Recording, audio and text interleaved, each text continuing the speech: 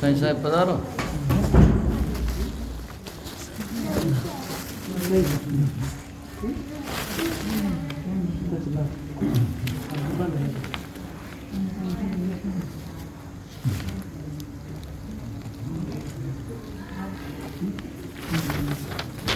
पधारो। परसों ही है सत्संग, परसों है सत्संग देवगढ़।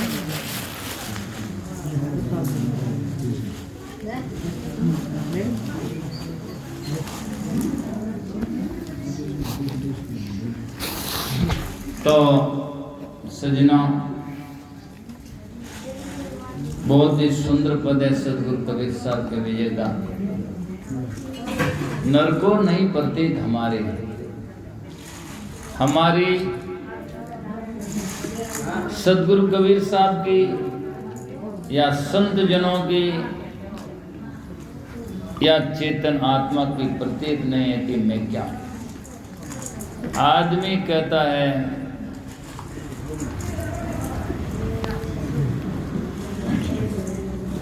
मैं तो कुछ नहीं कर सकता, तू नहीं कर सकता तो कौन कर सकता है।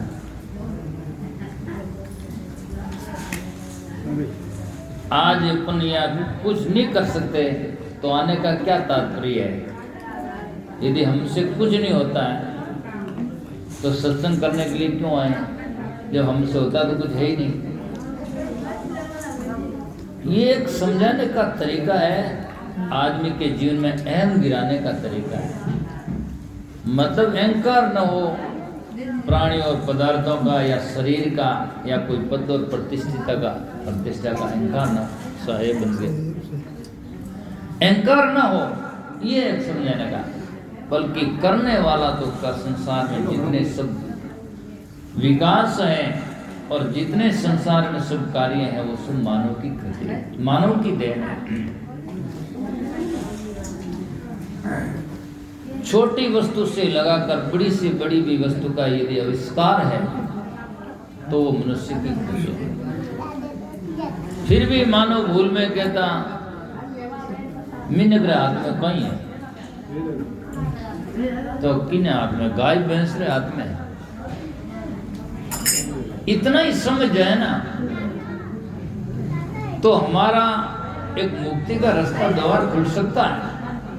लेकिन आदमी समझने के लिए तैयार नहीं है, सुन लेता है फिर वो उसी अंधविश्वास में जैसा करता रहता है। इसीलिए नर को नहीं प्रतीत हमारी। आज स्कूल में लड़का जाकर कहते हैं मेरे से कुछ नहीं हो सकता, मैं कुछ नहीं कर सकता, तो पढ़ाई कौन करता है। पर लड़का मन में हैसियत रखता है और कहता मैं सब कुछ कर सकता हूँ, मैं पढ़ाई करूंगा तो engineer, SDS, brigadier, collector, magistrate, officer सब बन सकता हूँ। ऐसी आशा लेकर करना जानता है, विश्वास करता तभी तो जाता है। और वो कहते मैं तो कुछ नहीं कर सकता, करने वाला तो राम जी है। तो पढ़ाई करेगा, पेपर देगा कोई। ये सब नहीं है, एक रोचक है या एक समर्पण का भाव है। हमारे मन में अहंकार ना हो, इतना ही हो कि हम धनी हैं, हम इतने विद्वान हैं, या हम इतने बड़े पैसे वाले हैं, या हम जाति मजहब संप्रदाय में बड़े हैं। ऐसा अहंकार नहीं होना चाहिए। देखो भाई बातें मत करो, क्या आपका ना माइक धरूं कोई।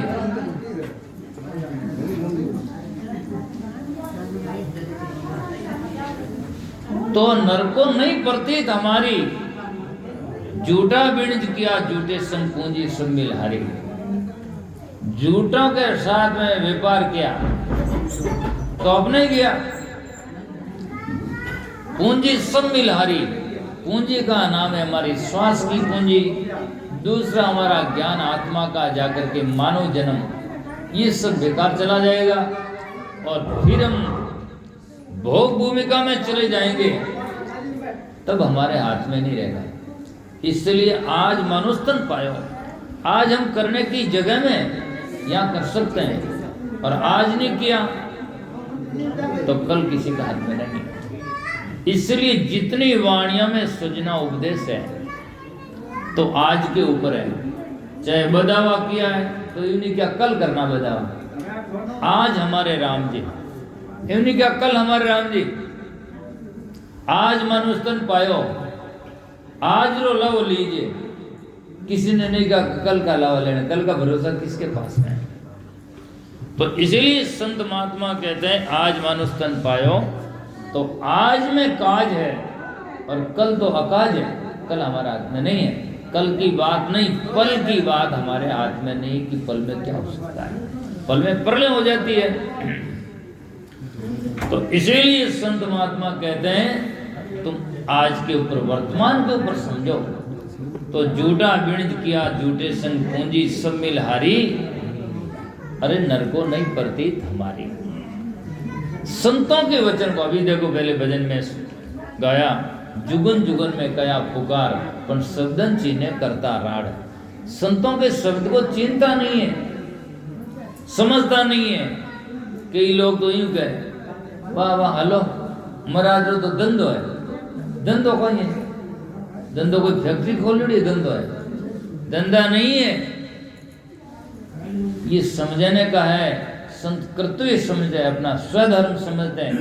जना यत्र तत्र कितने दूर दराज जा जा करके लोगों को ज्ञान उपदेश सुनाते हैं, और संत चाहते हैं कि जितने हम सुखी हैं और वो सुख लोगों में अपने हृदय में वो भी पहचान जाए, वो भी सुखी बन जाएं।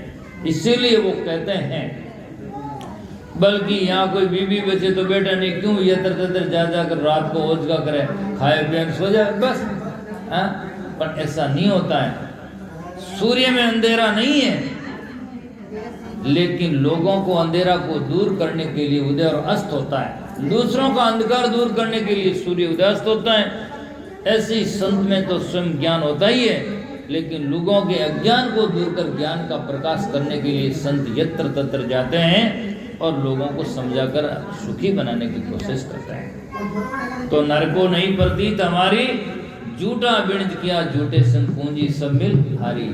श्वास की पूंजी भी खुटती जा रही है, मानव देह हमारी कर्म भूमिका छूटती जा रही है, और हमारा आपा अर्थात हमारा बल है, निज बल है, वो भी आदमी छोड़ता जा रहा है। वो सोचता है कि बस मैं तो कुछ नहीं कर सकता।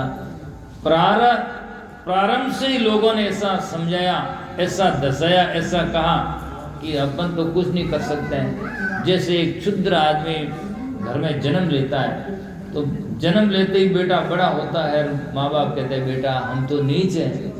ऐसे करते करते उसमें वो ठस जाता है कि हम कुछ नहीं कर सकते, हम नीच हैं। लेकिन वही बात डॉक्टर भीमराव अंबेडकर को कोई कहता तो कह सकता, मान सकता।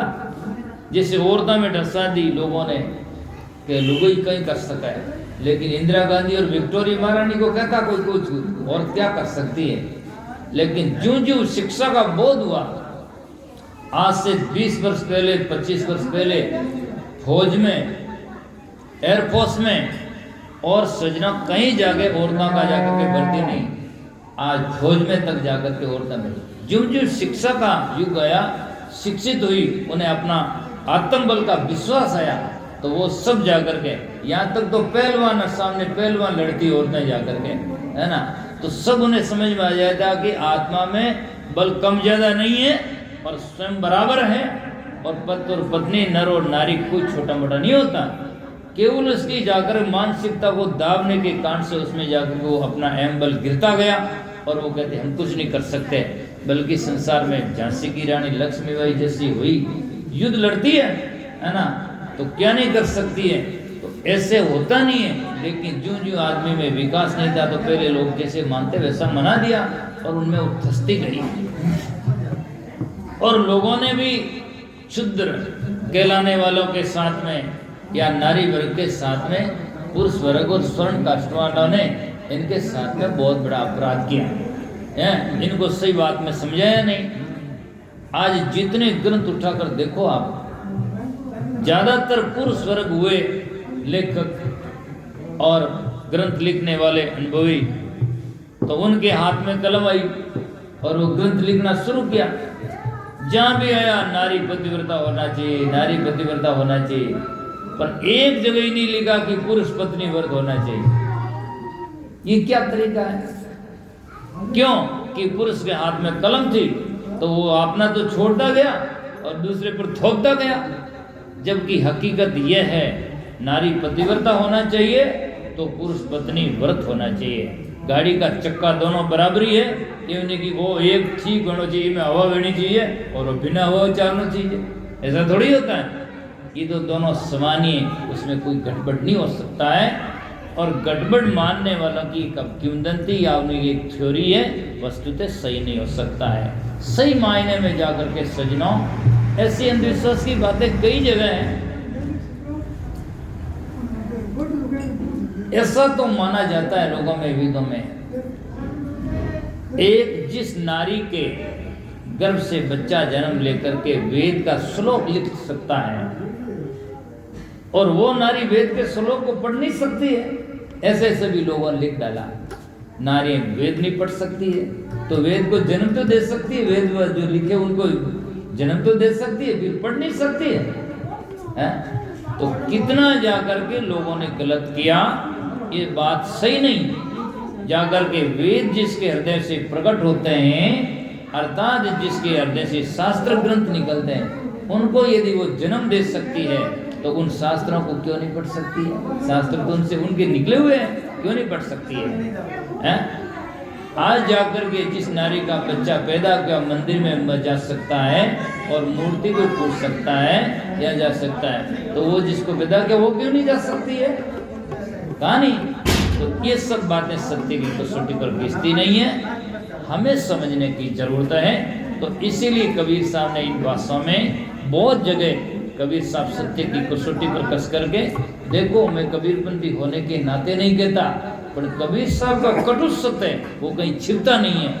कबीर साहब ऐसे महामानव दुनिया में आए, उन्होंने किसी का कोर छोर नहीं रखा और वो किसी के कह सुनने के पीछे पीछे नहीं चलना जानते। कबीर साहब स्वयं अपने हृदय की कसौटी और हृदय के उद्गार सत्य मौलिक रचना अर्थात वस्तु सही है बात, उसी को वो अंगीकार करते हैं, बाकी वो कह सुनने से नहीं करते। ऐसा नहीं कि हजारों वर्ष पुराना आदमी कह दिया या पुराना ग्रंथ में लिख दिया और उनके पीछे पीछे वो हाँ कहते हैं, ऐसा नहीं हो सकता, ऐसा नहीं मानते हैं। तो कबीर साहब कहते हैं नर को नहीं प्रतीत हमारी, झूठा बिणज किया झूठे संग पूंजी सब मिल हारी।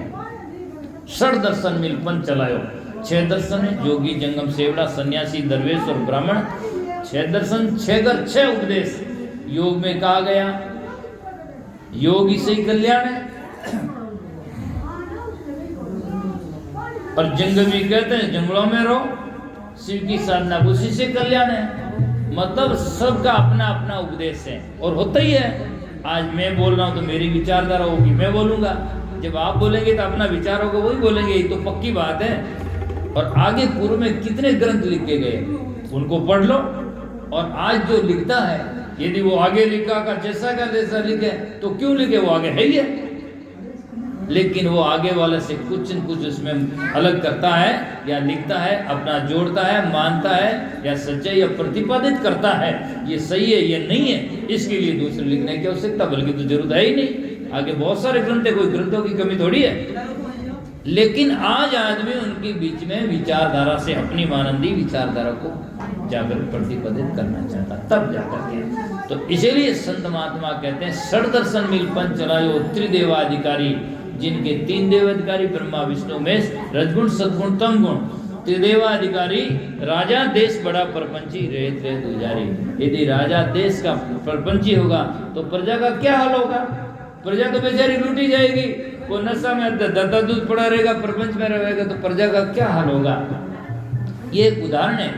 ऐसे इस जीव में जाकर के अज्ञान और जाकर के सजना स्वतंत्रता होगी, भूल होगी, तो अब इंद्रियों की क्या हालत होगी? ये तो जैसे तैसे जाएगी, लूटी जाएगी। राजा देश बड़ा प्रपंची रेत रेत उचारी, हर नर को नहीं प्रतीत हमारे। अर्थात दूसरा यूं सुन सकते हैं कि जो धर्म के अगुआ हैं वो भी अंधविश्वास में और वो भी जाकर के लोभ और स्वार्थ में भटकते हैं, तो बेचारी इस जनता का और जो गरीब लोग हैं या जो पढ़े लिखे नहीं है, जो संतों की सत्संग में जाते नहीं है, उनका तो क्या हाल? उनका तो बेचारा बुरा हाल होना ही है ना। धर्म की अगुवा जो हुए और आज हैं, उनके जीवन में जाकर के वास्तविक क्रांति होनी चाहिए और वो सत्य की बात कहना चाहिए।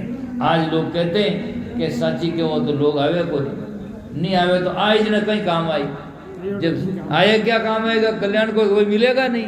झूठ कहने से भीड़ हो जाएगी, लेकिन कल्याण तो कोई होता नहीं। उससे क्या, जो साहिब ने तो कहा है कि जा करके साधु ऐसा चाहिए साची के बजाय, क्या तो जुटन के टूटे कया बिना भरम नहीं जाए।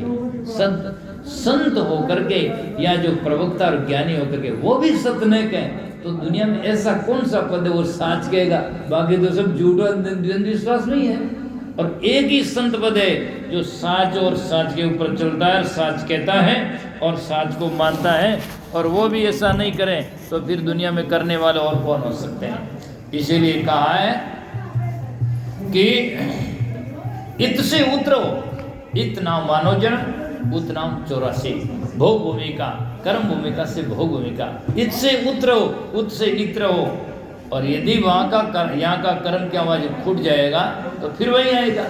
जैसे एक आदमी घर से बाजार में जाता है तो घर से पैसा पूंजी ले जाता है, और बाजार में जब खरीद लेता है दे देता है, क्या करता है वापस घर आता, और क्या पूंजी फूट गई, फिर घर आता है। तो इससे उतरो मानव जन्म के किए हुए कर्म जब फूट जाते हैं तो फिर वो कर्म भूमिका में मानुष देह में वापस आता है, और वहाँ आकर के फिर जो चाहता है वैसा और कर सकता है। स्वतंत्रता है उसमें, कर्म भूमिका है उसमें, जैसा तैसा जो चाहे। आज पुण्य करें, पाप करें, और संतों की सेवा करें, सत्संग करें, भजन करें, चाहे राजनीति करें, जो मनुष्य है सब कर सकता है। जैसा आदमी चुनता है वैसा जीवन में वो बनता है।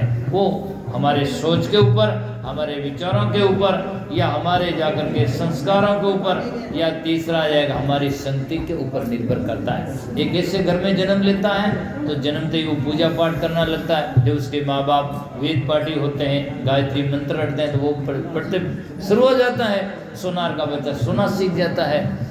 ऐसे ही जाकर के, और जिस घर संतों के घर में जन्म लेता तो ऐसे घर में जन्म लेता तो वो ऐसे करना शुरू हो जाता है। और कई बातें संगति से शुरू होती है, कई बातें ऐसी होती है कि सुसंस्कार उनके तेज होते हैं। कैसे भी घर में जन्म ले लो, लेकिन उनके संस्कार उसको खींच करके स्वतः ही ले जाते हैं। तो इसीलिए महापुरुष कहते हैं इससे उतरो उससे इतरो, यम की सांठ सवारी। यम कहते हैं कर्म, कर्मों की सवारी करके जीव जाता है। कर्मों के बस जीव कहते हैं, कर्मी को जीव देना, कर्मों के वशीभूत जीव कहलाता है, और कर्मी को ये जीव देता है, अर्थात जाकर के कर्मों के वशीभूत होकर ये भटकता है।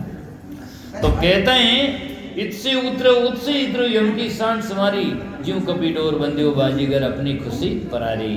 जिससे बाजीगर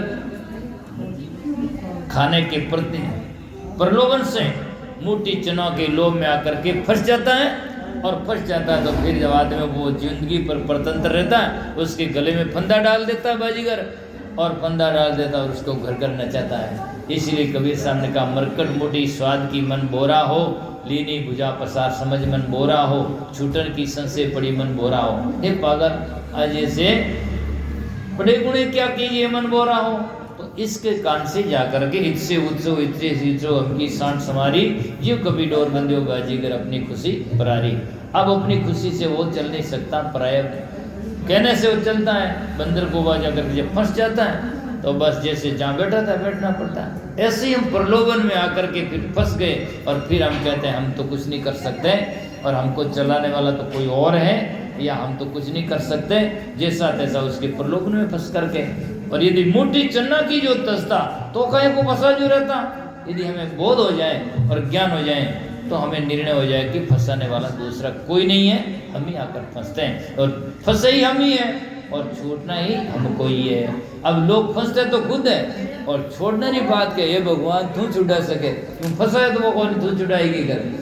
जैसा जो फंसता है तो छुड़ाने वाला ही वही है, और जो बनता खुद ही है तो छोड़ने वाला बनता खुद ही है, दूसरा नहीं। इसीलिए बहुत सारे शब्दों में लोग महात्मा कई बात जगह कहते हैं राम किसी को मारे नहीं, नहीं हत्यारा राम, अपने आप फंसे कर कर खोटे काम करता खुद है।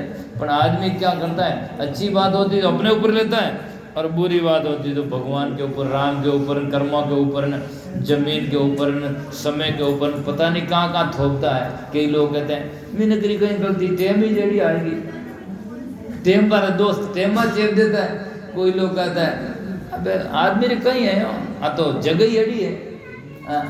तो जगह ऐसी नहीं होती है, जगह तो सब जगह ठीक है। आज कत्ल खाना होता है, वहाँ संत जाकर बैठ जाए तो आश्रम बन जाता है, संगतें होनी शुरू हो जाती है। आज आप देवगढ़ आश्रम में आएंगे तो मेरे रहने से पहले लोग कहते जो रहने वाले होते हैं मांस मदिरा खाना पीना सब वहाँ जेते रहते, और आश्रम बन गया तो यहाँ सत्संग भजन हो रहा है। और मान लो मेरे जाने के बाद में कोई दूसरा आकर ऐसा आतंक किया जाए तो आतंक होना शुरू हो जाएगा। ये तो आदमी के ऊपर निर्भर करता है, जगह को क्या करता है और समय क्या करता है। आज मान लो 1:30 बजने वाला है, हम तो सत्संग कर रहे हैं। कल पेपर देखना, कहीं कोई आएगा पेपर में, कल 1:30 बजे किसी ने चोरियां कर लिया, किसी ने लड़ाई हो गई, किसी के जगह एक्सीडेंट हो गया, तो समय का दोष होता तो सब जगह क्या तो एक्सीडेंट ही होता, समय खराब होती तो यह समय होती ठीक तो सब जगह भजन ही होता।